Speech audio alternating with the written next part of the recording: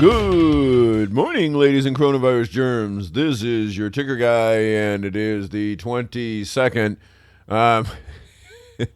This is actually pretty interesting. If you look at Fox News' webpage, CNN's a wasteland, but if you look at Fox's, they're a wasteland too. Their entire story coverage is all coronavirus. Look at this terrible thing. Look at this terrible thing. Look at how awful this is. And then way down the page, Fox Nation, COVID-19 death rate is similar to the flu, says studies co-author. This is Santa Clara County. This is one of, by the way, this is not the only serological survey at this point either. It's funny. Let me just read you the first paragraph. A new coronavirus study in Santa Clara County, California, found the death rate of COVID-19 is far lower than previously thought, suggesting serious implications to the process of reopening the economy, according to one study's co-author who holds a MD and PhD in economics. And this is the thing. We figured out that somewhere between 2.8 and 4% of Santa Clara counties had evidence of COVID. If 4% have evidence, it means there's 85 times more people have had it than actually identified, and if it's on the low end, it would be 50 times more. Well, this again is what I've pointed out since this began, that we spent all this effort and time and money and everything else on PCR testing, which, by the way, is notoriously unreliable. We spent almost zero on linear chromatography until we found out that, oh, wait a minute, the Chinese had it. And as I pointed out quite a long time ago, at this point I think it's been over a month, that this meant that the Chinese knew exactly what they were dealing with, essentially immediately. And the reason is, in order to be able to produce an antibody test, you need to have the viral RNA analyzed and sequenced and all of this. And you also have to have people who have been infected and recovered. And so there's this, and then this process just takes time, okay? It's not an instantaneous thing. And so there you are. And yet they had these tests before they reopened Wuhan, and that strongly implies that they knew exactly what this bug was long before they told us anything about it. But no. The scolding Karens can't have it that way. The thing is that if you look at when you do the bottom line on this, what you end up with is a bug that is essentially the flu. And this is this is a problem, is that now we've got a very good picture as to what's going on. And we also know that the virus can become very deadly under certain circumstances, that it's especially deadly to old and sick people. We know this. And the thing is that what we're really talking about here is there supposed to be some kind of magical bullet that we're going to find that allows us to kill this thing off? No, that's not going to happen. We're learning that from the mutagenic data that's coming out of the mutations that the virus has undergone, and that's a normal process as well. Furthermore, while we have coronaviruses that are controlled in animal populations, we've never come up with a durable vaccine. So why would we all of a sudden think we can do it for this one? That's lunacy. But this is now, you're going to have people that are going to try to discredit this one particular study. Oh, there's the control, there's no controls, there's no double blind, there's no this, there's no that. And again, the real 900-pound gorilla in the room is that Birx was asked about this and she dodged the question instead of answering it. At the end of the day, folks, what it comes down to is that in early March and going into the middle of the month, there was reason to believe that we had a tiger by the tail and it was going to eat us. And that was, there was justification for that. However, by the time we had Diamond Princess occur, we knew that there was something odd going on here. And there should have been an immediate attempt to find out exactly how prevalent the spread of this thing was throughout the community. and not just with PCR tests. But there wasn't, because if you did that, and as I pointed this out with the silent attack rate, when you saw that in a population that was heavily disfavored, and yet there were a very high number of people who were infected and didn't have symptoms, every alarm bell in the world should have gone off on doing any kind of dramatic action like shutting the economy down and locking businesses up. Because at that point, it was obvious that all of the standard epidemiological models were garbage. They didn't apply to this case.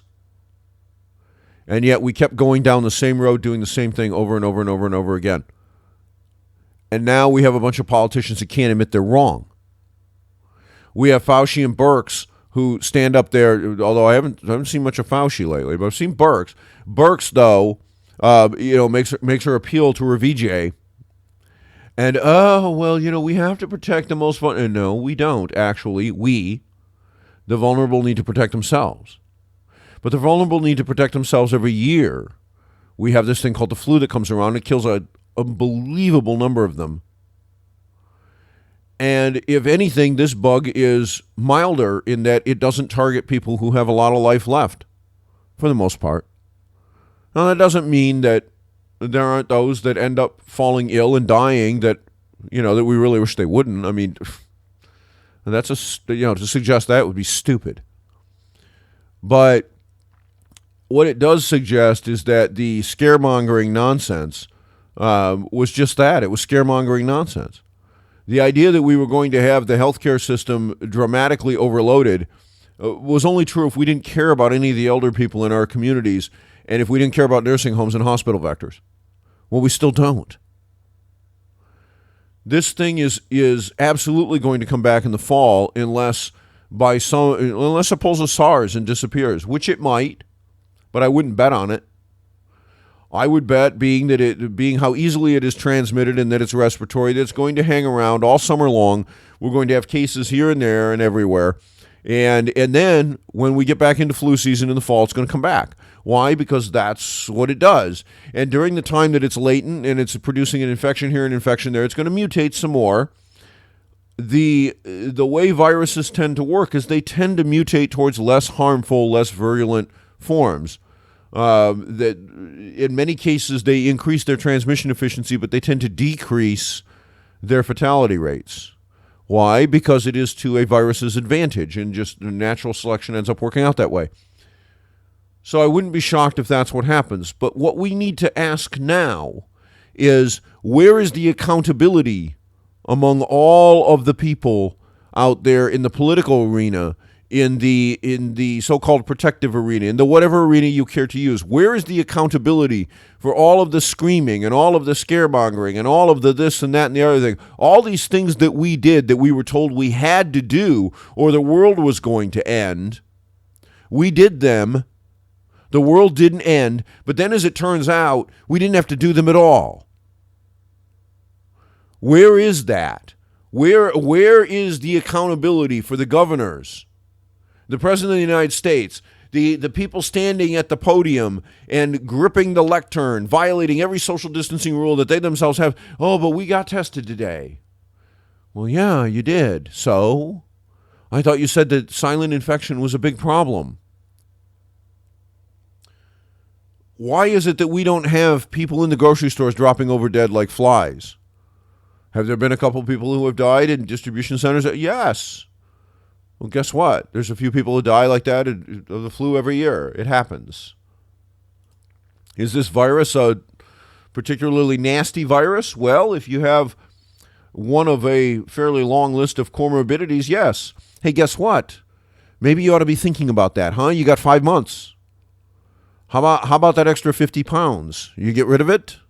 Get rid of your diabetes at the same time? Put a very significant dent in your hypertension? Maybe that would be a good idea, huh?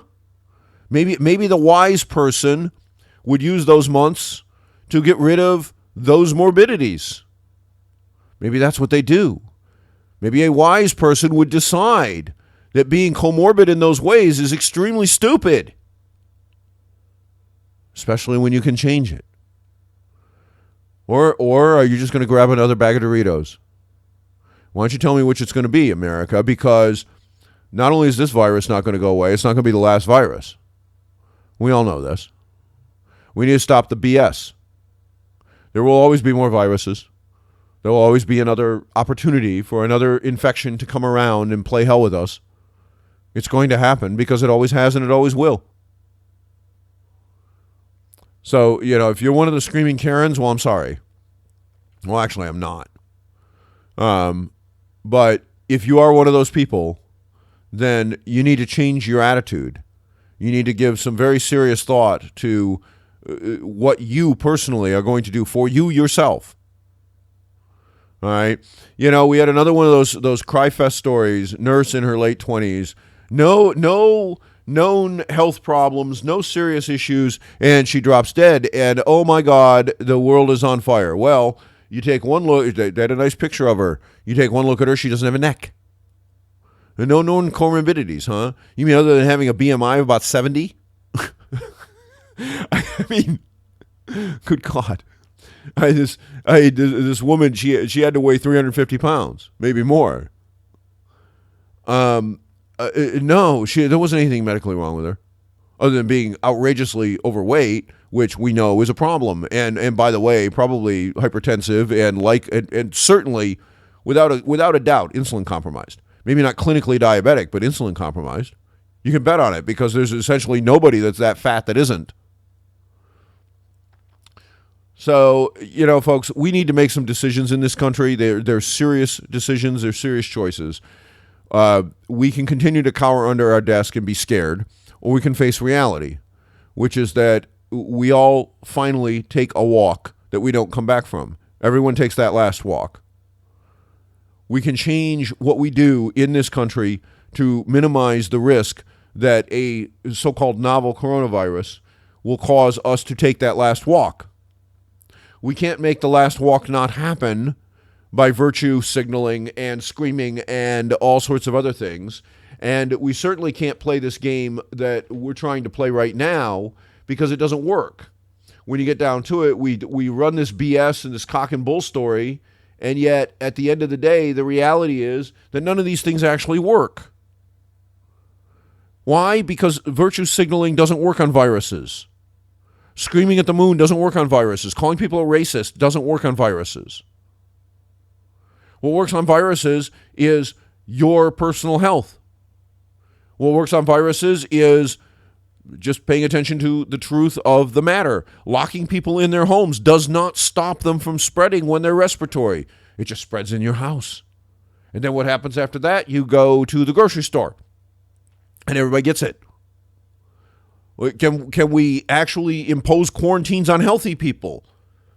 Judge Napolitano, by the way, has finally, Mr. Skold has finally piped up and said that quarantining healthy people is unconstitutional. Oh, really? You just figured that out, Judge?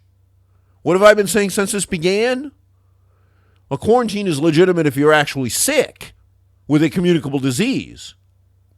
But it is absolutely unwarranted and illegal if you're not. But no, now that it's people are finding out that this bug really isn't as evil as everyone thought it was. Now Judge Napolitano is willing to pipe up and opine. Well, where's your lawsuit, Judge? You're subject to the same lockdown order everybody else is, right? Where's your lawsuit? Where's your filing for an immediate injunction in federal court?